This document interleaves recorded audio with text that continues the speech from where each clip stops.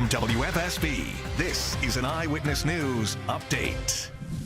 Good morning, everyone. Today is Friday, June 2nd. I'm Caitlin Francis. We're following some breaking news from overnight in Hartford, where a woman is dead after a double shooting. Police say they showed up to Westland Street just before 11 last night after getting reports of someone who'd been shot. Now, shortly after, two people showed up at the hospital. That's when 31-year-old Chandrayan Ellison of Hartford died. The second victim, a man in his 40s, was hurt but is expected to be okay. Investigators say they believe Ellison was targeted in this shooting, and the second victim was shot unintentionally. Hartford police are still combing through evidence this morning, and you were asked to give them a call if you know anything. Now, we're also on top of another shooting in Hartford. This one happened on Brook Street last night. Police say they were called to Hartford Hospital after being told a man in his 30s was shot. That man is expected to be okay. Hartford police have made an arrest in a hit and run that killed a beloved basketball coach. 41-year-old Jamuse Workman of West Hartford was taken into custody yesterday for that deadly crash that happened back in March. Police say he hit and killed 56-year-old Kendall May near Main and Tower Avenue and then just took off. You might remember May was head coach for AI Prince Tech High School's boys basketball team in Hartford. We spoke with May's brother, who said he touched so many lives, saying, quote, "He was more than a coach. Kendall was there to meet whatever his students needed. Every time I go past the school, I feel something is missing," end quote. 7:01 now. In Waterbury, police say a former city employee was drinking for hours before being involved in a hit and run that left a teenager fighting for his life. Former Zoning Commission Chair John Egan is charged with evading responsibility for his role in a crash that left 17-year-old Brian Kaye, on life support.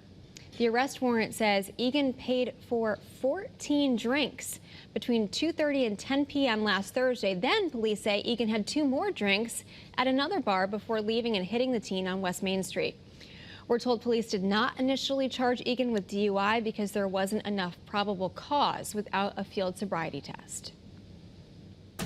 7:02. Hi, everybody. Good morning. Scott Haney in the Early Warning Forecast Center at Channel 3. Nice to see all of you. We are talking about a tropical system here. This is just an area of low pressure, tropical depression number 2.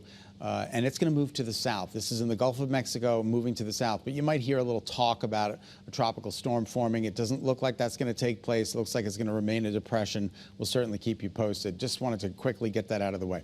All right, our live early warning dew poll radar showing the state is dry. We do have an air quality alert in effect for the immediate shoreline, 11 to 11 today. Those in the sensitive categories, the very young, the very old, those with respiratory problems, those with asthma. You want to seek the air conditioning during the day today because there will be some ozone forming at the ground level. That's the poor ozone that we get with especially this daytime heating.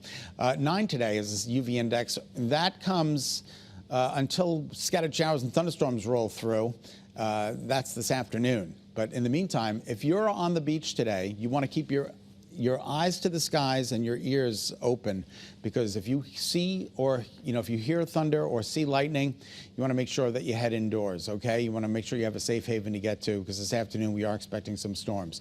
Absolutely gorgeous. You can see the plane taking off right there at Bradley. That is beautiful. What a clear shot that is. Beautiful in Old Saybrook. Good morning to you. There's one mariner out there. Just gorgeous in stores this morning. Hello, everybody. Our satellite and radar is dry. All right, visibility has improved. We're up to 10 now. Willimantic, you're close to 10. New Haven, you were at 1¼ of a mile earlier this morning. Now you're up to 7, which is all good news. And our temperatures are in the mid to upper 50s and low to mid to upper 60s. And it's 7:04 in the morning. So these numbers are going to rise dramatically through the day today. It's not going to take too much. A little sunshine out there, and those numbers move way on up into the low 90s in inland Connecticut.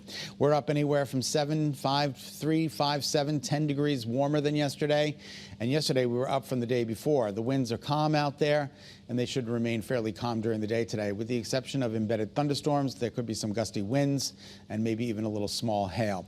Let's take a look at early warning futurecast. Tomorrow's weather today. We're good through noon. Right around 2 o'clock, we start to see some development. It doesn't look horrendous, but it is there. And then you get these blobs of yellow and orange and red. That is the potential for some thunderstorms. 3 p.m. and then 6 p.m., and then it kind of winds down as we lose the daytime heating.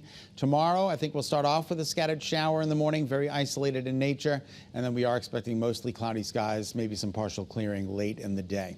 All right, Sunday looks dry at this point, maybe a chance for a late day shower. Highs today in the upper 80s, low 90s in inland Connecticut.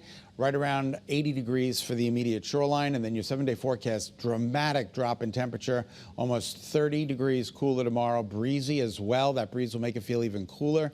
Sunday, a chance for an evening shower, but not a big deal. And then Monday, Tuesday, Wednesday, Thursday, looking a bit unsettled. Temperatures in the mid to upper 60s. That's it. We should be at 76 for this time of year. Goodbye summer for a little bit. As you can see there, it's going to be considerably cooler. Kate, we'll send it back to you. All right, thanks, Scott. The group home workers strike wrapped up day 9. 57 demonstrators were arrested yesterday right outside of the state capitol building for civil disobedience. They're calling for more funding for caregivers in the governor's budget. $50 million has already been allocated, but workers want higher pay and better retirement benefits. Today in Derby, a former kennel operator in Beacon Falls charged with animal cruelty will be back in court. Back in January, the Channel 3 I-team uncovered 5 complaints against George Meter, all involving dogs in his car dying or being injured. He's facing charges in 2 recent cases in which court records say one dog died and another was sent home with wounds appearing to be from another dog. Now on to an update this morning from Fairfield County. 2 books tackling issues of gender and sexuality are staying on the shelves in Newtown High School's library. The school board was debating removing graphic novels called Flamer and Blanket after concerns were raised over their content. And after a night of outrage from parents, the board voted to keep the books as long as school leaders come up with a plan to calm those concerned parents. Well, thanks so much for tuning in here to Eyewitness News. Remember, you can get your news and weather updates anytime on the Channel 3 app. Have a great day and a great weekend.